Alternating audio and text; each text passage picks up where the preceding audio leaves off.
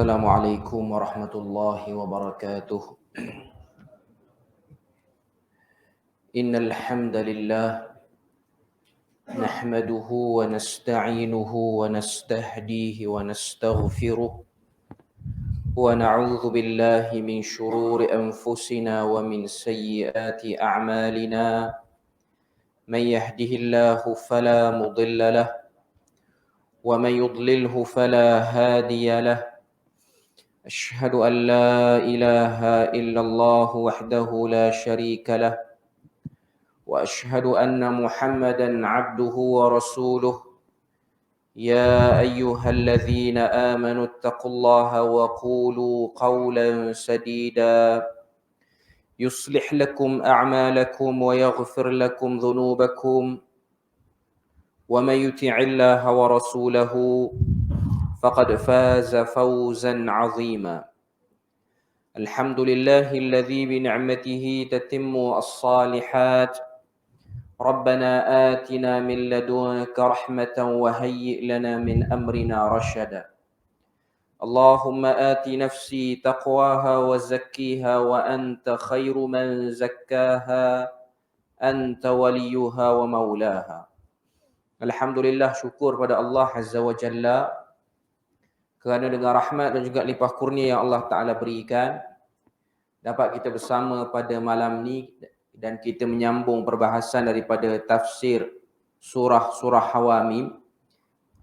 Dan sambungan kita ialah daripada surah Fussilat, iaitu pada ayat yang ke-8. Sebelum ni kita dah bahas ayat pertama sampailah ayat yang ke-7 daripada surah Fussilat. Malam ni sambungan kita ialah ayat yang ke-8. Surah Fussilat muka surat 477. Jadi kita boleh tengok dalam muka surat 477 dalam mushaf, ayat yang ke-8 daripada surah Fussilat. A'udzu billahi minasyaitonir rajim. Innal ladzina amanu wa 'amilus salihati lahum ajrun ghairu mamnun. Ayat yang ke-8, maksud dia Allah Ta'ala sebut pada ayat yang ke-8, sesungguhnya orang-orang yang beriman dan mengerjakan amal saleh, mereka beroleh balasan pahala yang tidak putus-putus. Okay. Jadi kita tengok dalam syarah apa yang dia sebut. Dia sebut ayat yang ke-8 ini merupakan tabsyir duniawi. Tabsyir duniawi maksudnya ialah berita gembira kepada orang-orang yang beriman di dunia. Kalau tabsyir ukhrawi ialah berita gembira kepada orang-orang beriman, orang yang taat di akhirat. Jadi ayat yang ke-8 Allah Ta'ala fokus cerita tentang kegembiraan dunia yang akan diperolehi oleh orang-orang yang beriman. Sebelum pada ni Allah Ta'ala cerita tentang al-musyrikin, iaitu orang-orang yang musyrik. Iaitu pada ayat yang ke-7 Allah Ta'ala sebut sifatnya, iaitu la yu'tunaz zakah wa hum bil akhirati hum kafirun. Mereka tidak mampu menunaikan zakat. Dan kita dah bahas zakat dengan maksud apa? Sebab ayat ni ialah ayat Makkiyah. Perintah menunaikan zakat ni dalam pendapat yang paling kuat ialah di Madinah. Ataupun perintah itu datang di Madinah, maknanya lepas hijrah. Tapi zakat apa yang dimaksudkan sini? Iaitu ada 3 pandangan yang dah kita sebut pada perbahasan yang lepas. Zakat dengan makna bersih, iaitu zakat dengan makna umum. Bukan zakat dengan makna pemberian dalam syariat. Tapi zakat dengan makna umum, iaitu bersihkan diri daripada kesyirikan. Yang kedua, zakat dengan makna sedekah. Dan yang ketiga, zakat dengan makna zakat. Jadi 2 pandangan yang disebut itu, iaitu zakat dengan makna bersih pada syirik. Yang kedua, zakat dengan makna sedekah, ianya lebih dekat dan lebih tepat dengan turunnya ayat ini di Mekah. Sebab cerita zakat dan nisab dan segala-galanya itu ialah di Madinah Al-Munawwarah. Jadi orang yang musyrik itu mereka berat untuk menunaikan zakat. Sebab apa berat nak menunaikan zakat? Kerana tidak melihat memberi sesuatu itu. Kalau kita pegang makna sedekah, ianya ialah benda yang dapat hasil kepada kita. Sebab apa dia orang tak mampu buat zakat, tak mampu sedekah? Sebab mereka tidak melihat ada dan wujudnya kehidupan di akhirat. Kemudian ayat ke-8 perbahasan Allah Ta'ala sebut tentang orang beriman. Innal ladzina amanu. Sesungguhnya orang-orang yang beriman dengan sempurna. Itu terjemahan yang lebih tepat. Dalam terjemahan, kalau kita tengok dalam dalam pimpinan Ar-Rahman, dia sebut sesungguhnya orang-orang yang beriman. Dalam syarah dia sebut sesungguhnya orang-orang yang beriman sempurna. Maksud dia, orang yang beriman sempurna adalah mereka yang tidak melakukan syirik. Mereka berpegang bersungguh-sungguh dengan ajaran tauhid. Kita sebutkan beriman dengan sempurna dalam tafsir ini kerana ianya ada beza antara orang yang beriman sahaja dan orang yang beriman sempurna. Jadi itu perbahasan yang cuba dibawa oleh syarah. Dia nak sebut pada kita bahawasanya kefahaman yang betul pada ayat innal ladzina amanu, iaitu iman yang sempurna. Bukan sahaja iman secara umum. Sebab orang munafik pun diorang masuk dalam kategori orang beriman tapi tak secara menyeluruh. Ataupun orang yang cuai. Sebab tu dalam hadis Nabi, bila mana Nabi sebut la yu'minu ahadukum, tidak beriman seorang di antara kamu, dengan maknanya tidak sempurna iman. Tunjuk bagi kita bahawasanya banyak hadis cerita tentang tak beriman kamu, sekiranya buat benda ni, sekiranya buat benda ni. Adakah penafian iman? Bukan. Penafian kesempurnaan iman. Jadi golongan yang nak disebut pada ayat yang ke-8 ini ialah golongan yang iman sempurna. Iman yang tak sempurna tak termasuk dalam kelebihan yang akan disebut ini. Ada ramai yang beriman, percaya kepada Allah, Nabi, malaikat dan sebagainya, tapi iman mereka tidak sempurna. Contohnya mereka yang memang percaya kewujudan Tuhan, tapi dalam masa yang sama mereka juga melakukan perkara syirik. Itulah maksudnya orang yang tidak beriman sempurna. Jadi, kalau orang Muslim pun belum tentu selamat daripada sifat musyrik kalau mereka tidak tinggalkan kesyirikan. Jadi ayat ke-8 nak sebut tentang keimanan yang sempurna sahaja yang akan dapat balasan pahala yang tidak berputusan. Tapi kalau iman dia tak sempurna, dengan sebab dia terbabit dengan benda-benda yang boleh mengurangkan kesempurnaan iman, dia tak masuk dalam ayat ni. Potongan seterusnya, wa'amilus salihat. Dan sesungguhnya orang-orang yang beriman sempurna dan berbuat amal saleh. Iaitu mereka sanggup beramal kerana itu adalah arahan daripada Allah. Iaitu beramal ibadat sebagaimana ibadat yang diajar oleh Nabi sallallahu alaihi wasallam, iaitu beramal dengan amal-amal yang ditunjuk ataupun sunnah yang ada contoh daripada Nabi sallallahu alaihi wasallam. Jadi dalam potongan kedua ni, innal ladzina amanu tu bahagian pertama, wa amilus salihat tu bahagian kedua. Sesungguhnya orang-orang yang beriman sempurna. Macam mana orang tu nak kata dia iman sempurna? Amilus salihat. Dia mengamalkan, dia buat amal saleh. Sekarang nak definisikan, nak fahamkan apa maksud amal saleh. Dalam syarah dia kata, orang yang beribadat sesuai arahan Allah Ta'ala, sesuai contoh yang datang daripada Nabi sallallahu alaihi wasallam. Maknanya yang luar daripada contoh Nabi, yang bukan daripada arahan, maka ianya tidak dikira ibadat. Itu konsep bagi ibadat dulu. Sebab itulah satu kaedah yang dikeluarkan oleh para ulama dalam bab ibadah ini ialah al-aslu fil ibadah al-qat'u ataupun al-aslu fil ibadah al-man'u. Asal bagi ibadat itu dilarang ataupun terputus sehingga datang dalil yang menunjukkan kepada arahan untuk membuatnya. Itu perkara yang kita kena faham dulu dalam bab ibadah. Walaupun sebahagian orang dia gunakan kaedah lain dalam bab ibadat. Dia kata al-aslu fil asya' al-ibahah. Asal bagi suatu benda ialah harus. Satu benda tu boleh buat dulu sehingga datang dalil larang. Yang tu dalam bab muamalat selain daripada ibadat. Dalam bab jual beli, dalam bab urusan apa-apa semua kehidupan yang tak bersangkut paut dengan ritual ibadat. Dalam ibadat dia ada kaedah khusus. Kaedah ni kita kena pegang dan kita kena faham. Satu ibadat kalau datang, maknanya satu hadis, satu pernyataan yang datang mengajar atau cara kaifiat untuk buat satu amalan. Asal bagi kaedahnya tak boleh buat dulu. Sehingga adanya sokongan daripada nas untuk buat. Itu kaedah dia. Dan ibadat tu pula ada dua jenis. Pertama ibadat fardu, yang kedua ibadat sunat. Dalam hadis Nabi kata Allah Ta'ala suka pada hamba bila mana dia utamakan ibadat fardu dulu. Ibadat-ibadat fardu kebanyakan nas dia ialah nas yang jelas.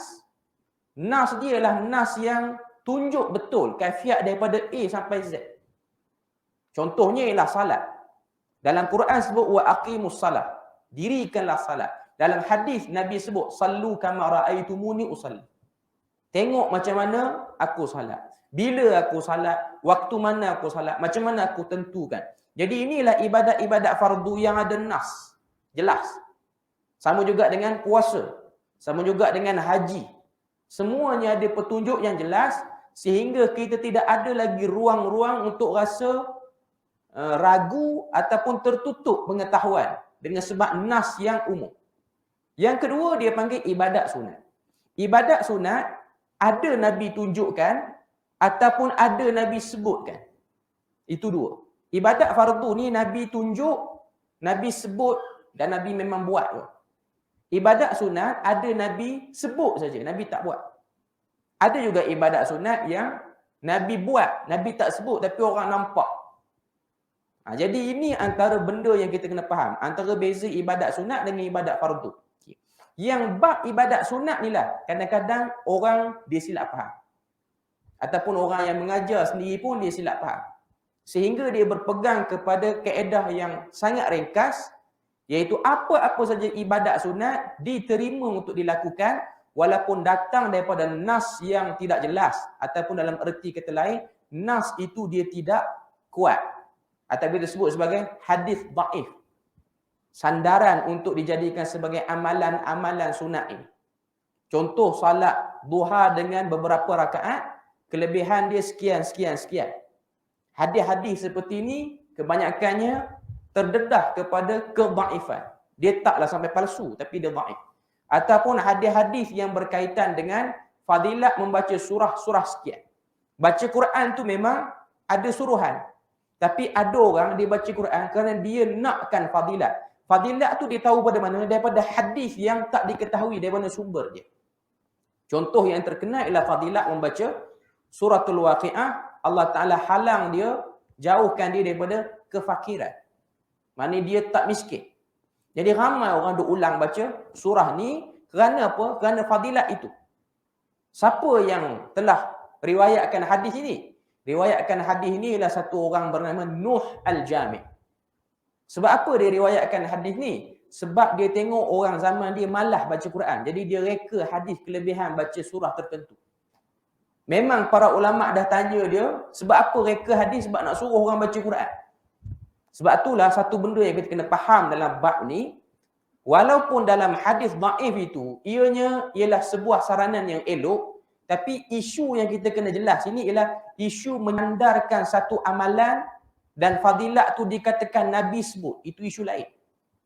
Iaitu isu kita buat kerana kita percaya kerana fadilat yang ada dalam hadis tu. Sebab itulah para ulama' dia letakkan syarat-syarat yang ketat untuk amal hadis dhaif. Walaupun orang kata Imam Nawawi antara orang yang toleransi dalam bab pengamalan hadis dhaif. Maknanya dia pun kata boleh beramal dengan hadis-hadis yang bersifat fadailul a'mal. Sebenarnya dia ada 3 syarat dalam beramal dengan hadis dhaif. Yang ni yang disebutkan oleh Jamaluddin Al-Qasimi dalam kitab dia Qawaid At-Tahdits. Yang ni antara syarat-syarat yang mudah dan syarat-syarat yang senang untuk dilihat oleh orang awam. Dan orang awam boleh faham. Apa maksud daripada beramal dengan hadis dhaif yang bersifat fadail a'mal? Yang pertama, kalau kita nak beramal dengan hadis dhaif, hadis itu mestilah tidak terlalu dhaif. tidak terlalu dhaif. Yang ni dia kena buat study sikit lah. Dia kena cari sikit nak tahu hadis tu dhaif tara mana. Mana dia perlukan sikit pengetahuan dalam ilmu hadis. Itu syarat pertama. Syarat yang kedua ialah hadis yang dhaif itu mestilah ada sandaran umum hadis sahih tentang perbuatan itu. Contoh dalam hadis tu kata, siapa-siapa yang salat duha, maka dia akan dapat kelebihan 70,000 malaikat selawat atas dia sekian. Hadis salat duha tanpa sebut fadilat ada atau tidak? Ada, memang Nabi buat tu. Tapi tak ada sebut fadilat. Yang dhaif ni ada sebut fadilat. Okey. Jadi kita beramal kerana ada sokongan yang sahih itu. Dan yang ketiga, syarat nak beramal dengan hadis dhaif ini ialah bila mana kita nak beramal dengan hadis dhaif tu, pastikan waktu kita beramal kita tidak menjazamkan fadilat dia. Maknanya kita tidak fokus pada fadilat. Kita beramal tu, kita tahu dianya satu amalan yang baik, tapi kita bukan kejar fadilat. Contoh macam baca surah Waqiah tadi tu kerana harapannya supaya tak miskin. Dia baca, dia tak miskin. Dia harap macam tu. Waktu dia baca tu, kalau dia berharap macam tu, itu bukan termasuk dalam cara berinteraksi dengan hadis dhaif yang betul. Kalau kita tengok, tiga-tiga syarat ni, para ulama letak secara umumnya, macam tak nak bagi juga beramal dengan hadis dhaif. Macam tak nak bagi juga. Secara luaran, secara permukaan kita tengok. Jadi itu benda yang kita boleh tengok dalam bab beramal, amal ibadat ni, kita perlu berhati-hati supaya kita tidak terbuat amal ibadat yang tidak ada saranan. Sebab apa? Sebab ada juga ayat Al-Quran cerita tentang orang yang beramal letih tubuh badan ni tak dapat apa juga. Kalau kita tengok dalam surah Al-Ghashiyah, Allah Ta'ala sebut, amilatun nasibah tasla naran hamiyah. Beramal sehingga letih tubuh badan, akhirnya disambar juga kulit dia oleh api neraka. Dia kalau masuk neraka, kalau tak beramal, padanlah. Bukan kata padan, tak elok juga. Tak pernah salat, tak pernah apa. Ada tauhid satu je. Kena neraka lah orang tu. Salat tak pernah, puasa tak pernah, zakat tak pernah. Haji pun dah mampu pun tak pernah buat juga. Tak pernah buat apa-apa. Cuma dia tahulah Allah Ta'ala satu, Nabi Muhammad wajib ikut. Orang macam ni secara umumnya dia menempah tempat dalam neraka. Tapi dia duduk atas dunia, dia tak beramal apa. Dia tak beramal apa. Iman ada, tapi iman tu kecil lah. Iman hanya sekadar mengesakan Tuhan. Dia tak buat syirik apa semua, cuma ibadat semua tak buat. Okay. Yang ni, dia akan masuk neraka. Yang jadi masalahnya, ialah orang yang dia beramal tu salah. Badan dah letih dah atas dunia ni, duduk beramal ni. Ada yang beramal sampai tak makan, tak minum, tak tidur pun. Ada yang beramal sehingga buang kenikmatan dunia yang boleh diambil. Sebab tu kita akan tengok ada sebahagian orang yang over. Yang kalau dia puasa, dia letak syarat. Dia tak nak makan benda berdarah. Dia nak makan benda-benda yang organik ni je. Dalam agama tak suruh pun. Okay. Tapi benda-benda seperti ni dia yang berat-beratkan diri dia. Kalau dia nak salat, dia solat dalam bilangan rakaat, solat sunat dalam bilangan rakaat yang banyak sehingga dia letih. Kalau dia bangun malam, dia bangun waktu-waktu yang menyebabkan dia letih pada waktu siang, ganggu kerja dia. Yang ni ibadat-ibadat yang kurang tepat. Apatah lagi terlibat dengan perkara-perkara bid'ah terus. Maka ia lagilah meletihkan tubuh badan. Selama mana benda tu masih lagi harus hukumnya, maka kita tidak terlarang untuk melakukannya. Sebab tu kalau tuan-tuan tengok, saya sebut benda ni sebab ada satu video, satu hari, 2 hari ni orang duk share tentang satu orang penceramah. Penceramah yang dah biasa duk share benda-benda macam ni. Dia kata kelebihan ataupun benda yang beri problem kepada satu orang bila mana dia terlampau banyak sangat makan daging. Dalam video tu dia kata, apakah yang akan berlaku sekiranya orang tu berterusan makan daging 40 hari tanpa stop. Okay, dia kata daging ni ialah makanan yang menguatkan jasad fizikal, melemahkan roh.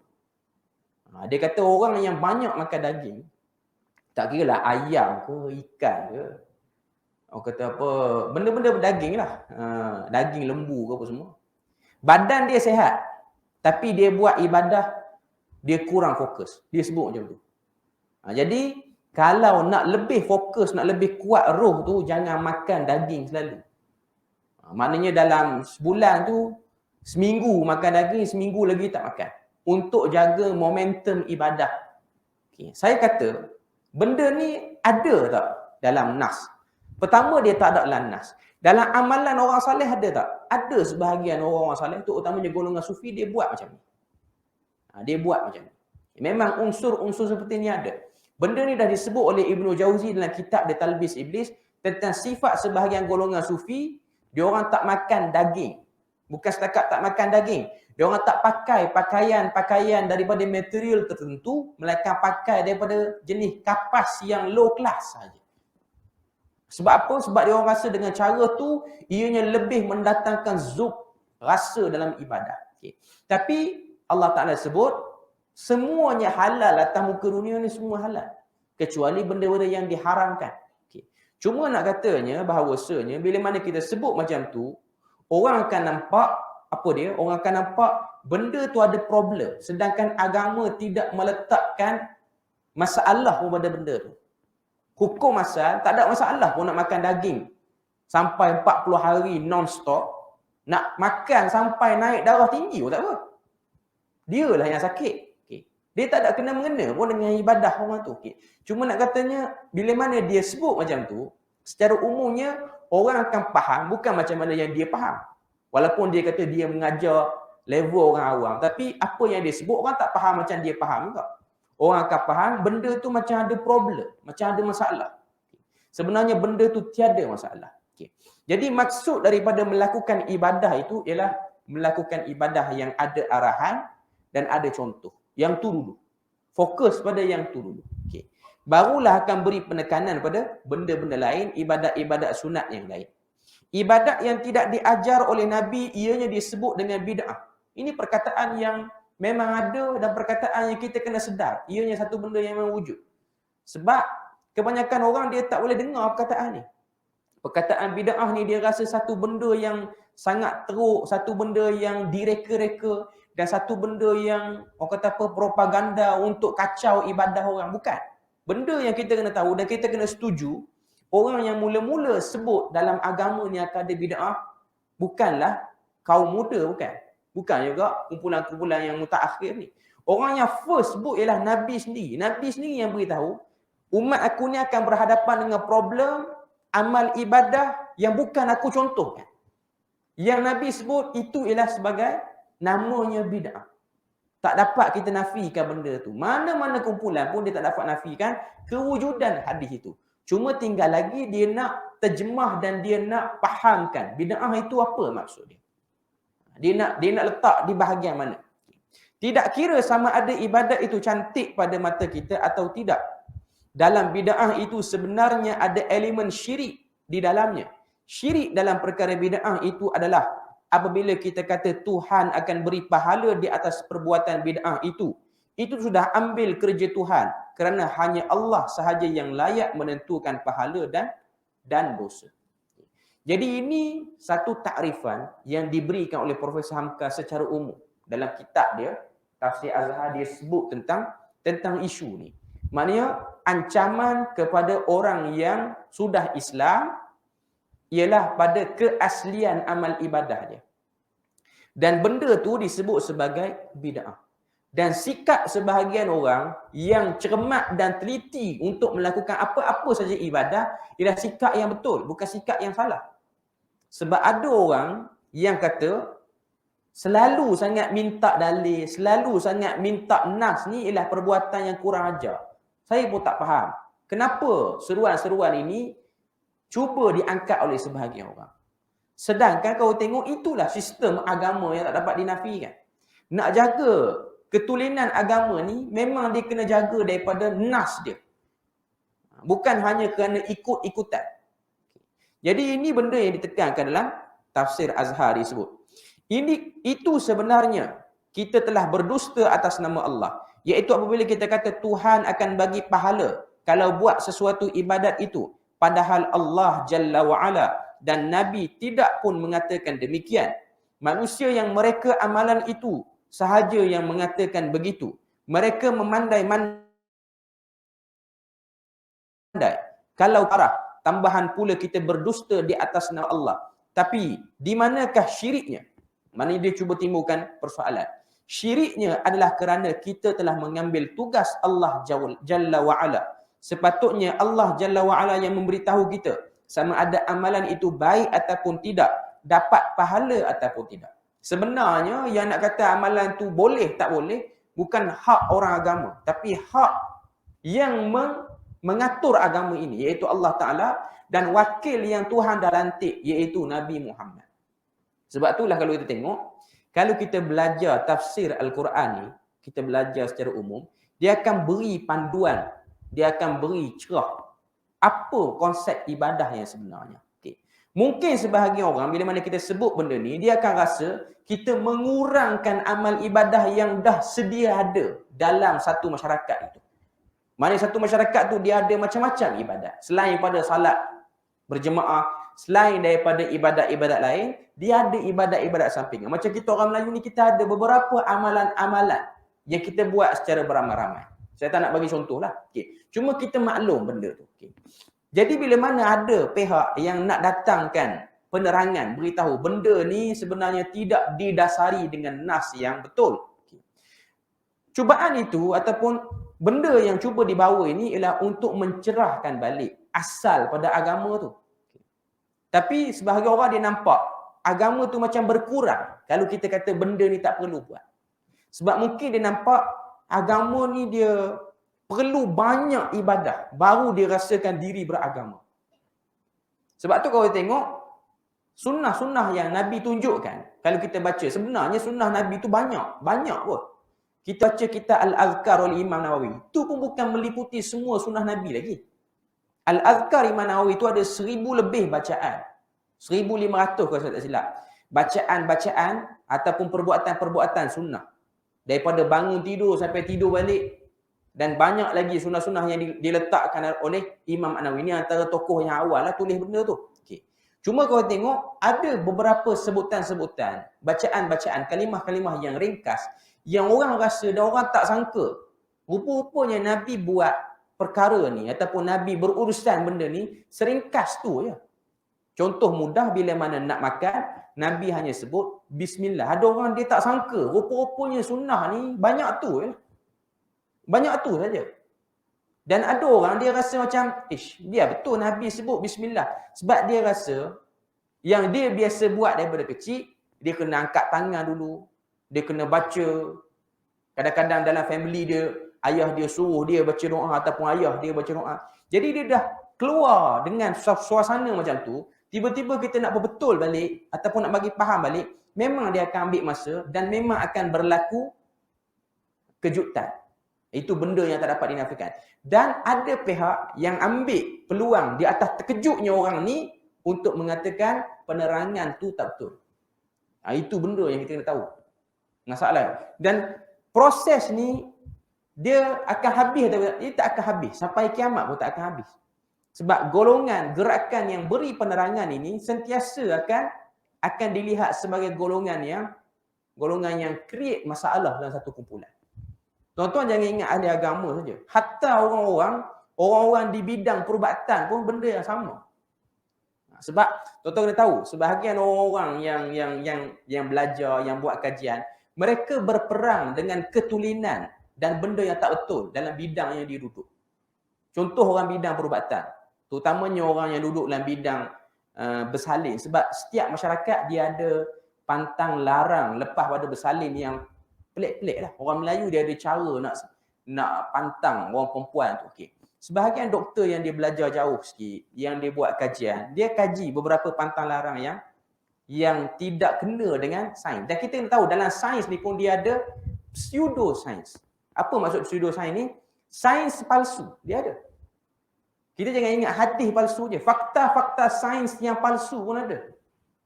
Fakta sains yang tak betul. Sebab tu benda ni kalau orang tak faham, Dia akan kata, apa orang agama suka bergaduh? Orang lain, orang duduk bidang lain tak bergaduh. Mana dia tahu orang duduk bidang lain tak bergaduh? Doktor pun ada bergaduh dalam bidang-bidang dia. Dia lihat benda ni tak betul, benda ni tak perlu. Tapi orang lihat benda ni perlu. Ada pantang larang, tak boleh makan tu, tak boleh makan ni. Apa kaitan tak boleh makan tu dengan badan?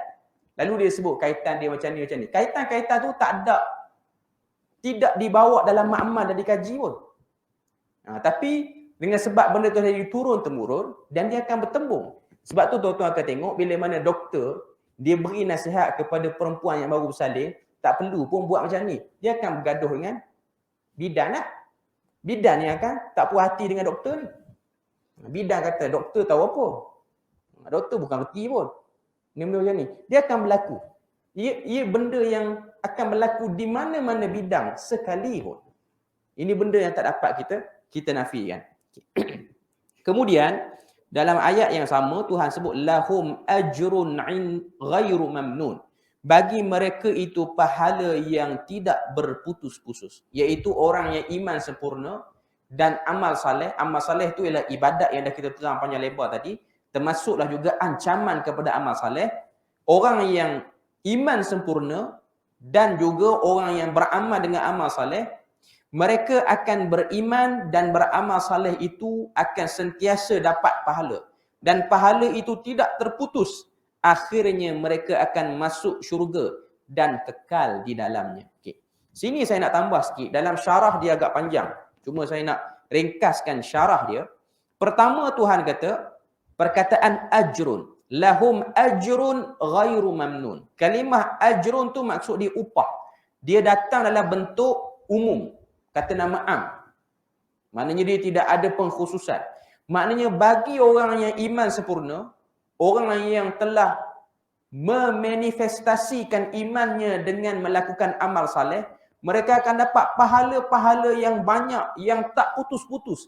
Yang mereka sendiri tak sangka pahala tu dia orang dapat. Okay. Sini dalam ayat ni, walaupun dia tabsyir ni maksud dia apa? Berita gembira pada orang beriman. Dalam masa yang sama, ayat ni pun nak beritahu risiko daripada beriman. Tuan-tuan kena tahu, satu orang bila mana dia dah menjadikan diri dia nak mentauhidkan Allah Ta'ala, duduk atas dunia, kita kena tahu, manusia ni dia berbagai-bagai. Tak semua orang terima tauhid. Sebab tu Quran, dia sebut beberapa kumpulan manusia. Dia tak sebut ikut bangsa, dia sebut ikut ideologi. Ada orang yang beriman, iman dia lah tauhid. Iman ni kita terjemahkan percaya. Dia percaya Tuhan yang Esa, yang lain semua tak betul, yang lain semua makhluk, semuanya kita kena balik pada Tuhan. Ada yang macam tu. Yang ni yang disebut sebagai al-mu'minin. Yang kedua ialah musyrikin. Yang ni nafi terus. Tak terima langsung dakwaan yang mengatakan Tuhan itu Esa. Dia percaya Tuhan tu satu, tapi Tuhan ni lantik pihak ni, pihak ni, pihak ni. Dan kita tak perlu direct pada Tuhan. Kita boleh berurusan dengan pihak yang dilantik oleh Tuhan. Cuma masalah golongan musyrikin ni, siapa yang bagi tahu dia orang yang ni Tuhan lantik, yang ni Tuhan lantik? Dia orang tak ada maklumat. Cuma dia orang kata daripada dulu lagi kita pegang macam tu. Itu apa yang dia orang dakwa. Okay, itu kumpulan kedua. Dalam Quran dia sebut yang ketiga al-munafiqin. Yang ni yang paling bahaya. Sebab yang ni, dia jumpa orang beriman, dia macam ahli tauhid. Dia jumpa ahli musyrikin, dia pun geng ahli musyrikin. Sebab tu perkataan munafiqin, dia mari pada perkataan nafaqah. Nafaqah maksud dia apa? Lubang ataupun terowong. Maknanya satu orang yang ada cabang lain dalam hati dia. Itu maksud al-munafiqin. Okay. Jadi tiga kelompok ni kita akan hidup bersama sampai hari kiamat. Dia ada munafik secara i'tiqad dan dia ada munafik secara amalan saja. Cuma tak nak terang yang tu panjang-panjang. Okay. Cuma nak ceritanya bahawasanya kita akan hidup dalam suasana ni sampai bila-bila pun. Dan munafik tu dia ada beberapa stage dan kedudukan dia. Ada orang, munafik ni kita sebut sebagai istilah moden ni, kita sebut sebagai orang yang play safe. Duduk sini, diikut geng ni, duduk sini, diikut geng ni. Dia tak ada prinsip. Prinsip dia bila mana dia terancam, dia akan jual prinsip dia. Bila mana orang sergah dia, kamu geng mana? Aku geng orang. Terus dia kata geng tu. Okay. Dia bukan macam mukminin, dia bukan macam musyrikin. Mukminin, dia kena segah dengan musyrikin, dia tak kata dia mukmin. Musyrikin pun sama, dia dinasihati oleh orang beriman pun, dia tetap nak musyrik juga. Dia tak bermuka-muka. Dia tidak bermuka-muka. Okay. Cuma nak katanya, itu ialah suasana yang kita akan sentiasa hidup. Okay. Ayat ini, ayat yang ke-8 ni, Tuhan cerita tentang berita gembira bagi orang beriman. Dia akan dapat pahala yang tak berputus. Ajrun ghairu mamnun. Pahala yang tidak berputusan. Dia akan dapat tu secara terus. Maknanya secara apa? Istilah kita ni online lah. Benda tu dia akan dapat. Direct dia akan dapat. Waktu dia hidup dia dapat. Waktu dia mati pun, masuk dalam kubur pun dia dapat. Itu maksud ajrun ghairu mamnun. Cuma dalam syarah, Profesor Hamka dia sebut secara umum. Cuma saya cuba dapatkan syarah-syarah yang lain. Ayat ini juga menyebutkan pada kita bahawasanya setiap iman yang telah diisytiharkan oleh satu orang. Satu orang tu bila mana dia dah terima, dia dah declare pada orang, dia beriman, dia akan kena risiko. Apa saja benda kita buat atas dunia ni, kita berhadapan dengan kelebihan dan risiko. Dua-dua tu. Kita duduk dalam kumpulan ni, kita ada kelebihan dan kita ada risiko. Risiko tu kekurangan. Orang beriman, risiko dia semakin dekat dengan kiamat, semakin dekat dengan akhir zaman, keadaan dia untuk dia pertahankan iman tu semakin mencabar. Banyak cabaran yang dia akan hadapi. Pertama, cabaran untuk mempertahankan ketulinan amalan untuk sentiasa jaga momentum iman itu. Sebab iman yang disebut dalam ayat ni ialah iman sempurna dengan amal yang saleh. Kita dah sebut amal saleh ni ibadah fardu, ibadah sunat, ibadah ni ada ancaman-ancaman, ketidaktulinan ibadah tu ada. Jadi laluan orang beriman ni penuh dengan ujian. Nak dapat balasan, balasan tu pula bertaraf tinggi, dia punya balasan tu pula luar biasa. Sehingga Nabi kata mala ainun ra'at wala udhunun sami'at wala khatara ala qalbi bashar. Balasan bagi orang beriman ni ialah syurga yang tak pernah terbayang dengan pemikiran dia, yang tak pernah dia dengar dengan telinga dia, tak pernah dia tengok dengan mata dia. Maknanya benda yang sangat luar biasa. Orang yang nak dapatkan kelebihan ini pasti akan melalui ujian yang luar biasa. Sebab dia nak dapat benda yang luar biasa. Okay. Jadi ayat ini Allah Ta'ala menerangkan juga risiko kepada satu orang yang beriman. Cuma risiko tu tak lama, risiko tu sekejap. Dan risiko-risiko orang beriman ni telah dibawa contoh oleh Nabi dan Rasul, sama ada Nabi Muhammad untuk kita umat akhir zaman. Kalau waktu ayat ni turun zaman Nabi hidup, contohnya Nabi-Nabi terdahulu. Sebab tu kalau kita perasan dalam Al-Quran, Allah Ta'ala dia datangkan cerita Nabi Adam, terus pada Nabi Ibrahim, pergi pada Nabi Ayub, pergi pada Nabi Yusuf. Ini semua bentuk orang-orang yang pernah menghadapi ujian untuk dapat pahala tak berputusan tu. Kita tengok Nabi Adam. Apa ujian yang dia hadapi? Iaitu serangan iblis kepada dia. Iblis yang tazyin, yang cantikkan pada dia benda yang salah di hadapan mata dia. Sebab itulah Quran surah Baqarah ni dia fokus cerita iblis. Sebab nak tunjuk kepada kita, liciknya iblis tu. Iblis tu licik. Sebab iblis ni dia suka putar belik fakta tu. Putar belik fakta tu. Fakta tu sepatutnya macam ni. Tapi dia bagi nampak macam ni. Sebab tu kalau kita baca surah Al-A'raf, kita akan tengok apa iblis kata pada Adam dan isteri dia Hawa waktu nak pujuk bagi makan pohon terlarang. Pujukan iblis ialah pujukan yang luar biasa. Dia bagi dimensi belakang kepada Nabi Adam. Apa yang dia bagi kepada Nabi Adam? Dia kata kepada Nabi Adam, kalau kamu makan pokok ni, buah daripada pokok ni, maka kamu akan jadi orang yang kekal dalam syurga dan kamu akan jadi orang yang dekat dengan Tuhan. Dia tak kata, sebenarnya buah ni sedap. Sangat sedap berbanding buah-buah lain.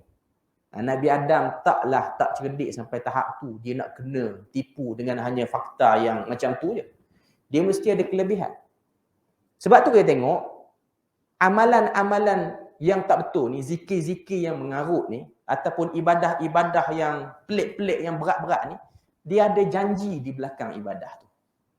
Sebab tu tuan-tuan tengok, siapa-siapa yang amalkan zikir sekian, 1000 kali, 2000 kali, 3000 kali disusuli dengan puasa tak makan benda berdarah, apa dia akan dapat? Tuhan akan buka pada dia hijab semua makhluk yang ada di hadapan dia. Maknanya dia tengok orang tu, orang ni tak semayang. Nampak tanda tak semayang. Dia nak kepada kelebihan tu. Dia tak nak pada suci diri tu dah. Dia nak pergi ke arah tu. Sebab tu Nabi Adam, dia bukan fikir buah tu sedap tak sedap. Dia sedang fikir, kalau aku makan, iblis ni kata, aku jadi lagi dekat pada sekarang. Sekarang ni dekat dengan Tuhan ni. Nak bagi lagi dekat ni. Sebab tu cerita ni ialah cerita yang perlu diamati betul-betul. Diamati betul-betul oleh semua kita orang Islam. Untuk kita nampak gerak kerja iblis tu luar biasa sekali. Sebab tu sehari dua ni orang duk bising. Ada satu hantaran di FB. Hantaran di FB, dalam hantaran tu dia kata ada seorang ustaz. Dia buat rawatan. Rawatan orang kena rasuk ni lah. Okay. Lalu yang datang merasuk pesakit tu dikatakan iblis. Saya tengok juga video tu. Tapi iblis tu seronok sikit, dia pandai cakap Melayu, logat Kelantan tak. Lepas tu iblis tu kata, sikit je saya nak cerita. Iblis tu kata sebenarnya belajar universiti ni tak betul pun.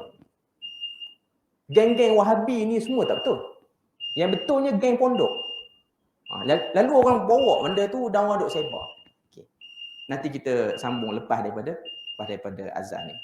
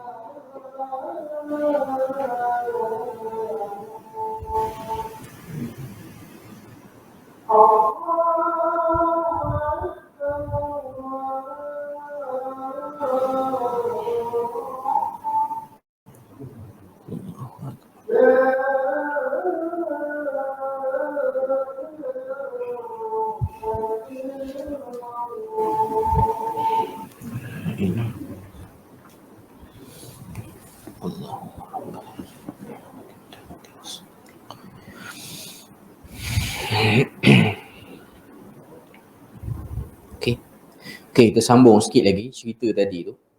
Bila mana perawat tu dia rawat pesakit ni, yang masuk dalam badan pesakit tu dikatakan iblis. Iblis ni yang kita duk faham, yang kita duk tahulah, ketua kepada syaitan. Iblis tu ialah yang duk goda Nabi Adam dalam syurga tu lah. Itu iblis. Okay. Itu nama dia memang khusus, iblis. Kana minal jinni fafasaqa an amri rabbih. Itu yang disebut dalam Al-Quran. Dia daripada bangsa jin dan dia fasik. Maknanya dia sangat-sangat menentang arahan Tuhan. Okay.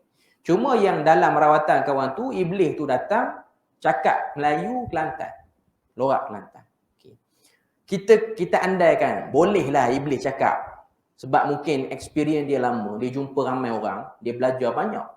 Sebab memang jin ni dia boleh akses bahasa-bahasa orang setempat.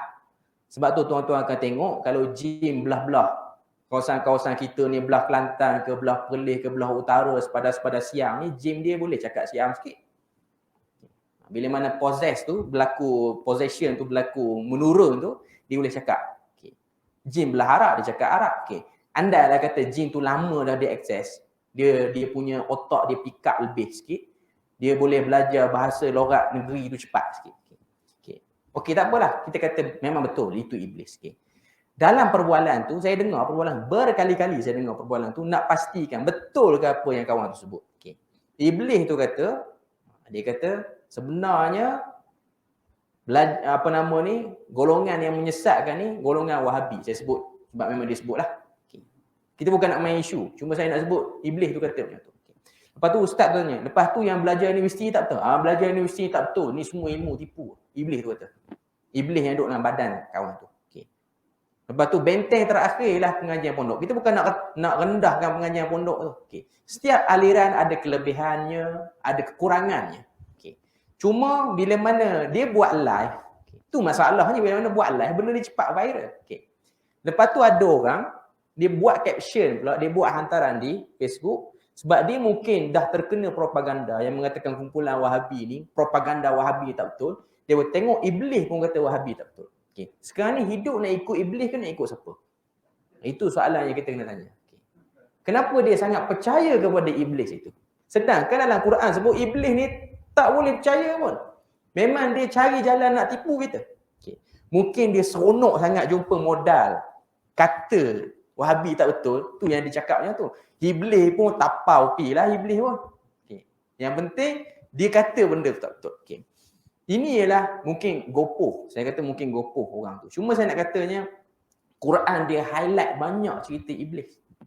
Pertama, kita kena tahulah, bila mana satu orang tu dia merawat, dia tak boleh percaya kata-kata orang yang bercakap. Sebab tu, perawat ni waktu benda yang merasuk tu, dia try nak berdialog, perawat yang betul, dia tak layan. Dia teruskan baca ruqyah. Dia terus. Itu yang betulnya. Sebab saya duk tengok dalam kebanyakan kajian-kajian berkaitan bab ni lah. Bila mana yang mengganggu tu, dia nak alih perhatian perawat ni, dia akan ajak kita bercakap. Dia ajak kita bercakap. Dan yang menyebabkan kita jadi nak bercakap dengan dia, bila mana dia ganggu proses rawatan itu dengan dia kata, alah dia ni pun semalam mandi bukan pakai kain basahan pun. Maknanya syaitan tu dah buka aib ustaz tu pula. Okay. Ustaz ni pun mandi pun bukan pakai baju pun. Ustaz tu jadi cabar, dia ni buka cerita banyak pula. Okay. Sebab memang jin tu dia boleh attach dengan qarin kita. Tambah pula kalau kawan tu mandi tak masuk bilik air, tak baca doa apa semua, memang jin boleh tengok dia buat apa. Okay. Cuma nak katanya, kadang-kadang dia lengahkan kita untuk jadi macam tu. Sebab tu, bila mana satu orang dia perawat, dia jangan layan. Ataupun yang jadi masalahnya ialah ustaz tu dah okey tak layan. Family pula yang nak melayan. Kan setengah rawatan kan ada family boleh tengok. Okey. Tengah-tengah dia duduk baca tu, mak dia pula tanya, siapa hantar kamu? Okay. Tak perlu sibuk lah. Orang berubat tu biar orang duduk baca je. Sebab tu setengah-setengah perawat dia nak privacy, dia tak nak campur orang. Tapi tak campur orang kan boleh jadi isu lain pula. Okay. Cuma nak katanya sepatutnya benda tu untuk zaman sekarang, untuk waktu sekarang tak perlulah orang guna hujah macam tu. Okay. Cuma nak katanya Quran dia highlight cerita-cerita penting ni supaya kita nampak dan kita faham bahawasanya ia bukan perkara yang betul. Okay. Jadi insya-Allah kita akan sambung perbahasan seterusnya pada ayat yang ke-9. Ayat ke-9 ni Allah Taala akan cerita tentang dalil-dalil tauhid yang kita boleh tengok pada alam semesta. Okay. Jadi sambungan kita pada perbahasan seterusnya, moga Allah Taala beri rahmat dan berkat. Subhanakallahumma wa bihamdik asyhadu an la ilaha illa anta wa astaghfiruka wa atubu ilaik. Wassalamualaikum warahmatullahi wabarakatuh.